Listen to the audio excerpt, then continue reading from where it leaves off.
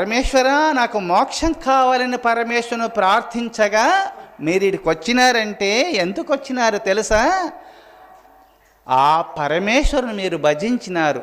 స్వామి మాకు ముక్తి కావాలని మీరు ప్రార్థించగా, ఆ పరమేశ్వరుని భజించగా నన్ను చేరాలా, నా కైవల్యము అనగా నా స్థానము, నా ఆ కైలాసధామమును నా భక్తుడు పొందాలని సంకల్పిస్తున్నటువంటి పరమ భక్తులకు నేను అట్టి సద్గురువు దగ్గరికి చేర్చే బాధ్యత నాదు పార్వతి అని గురుగీతలో పరమేశ్వరుడు చెప్పుతాడు పార్వతీమాతకు.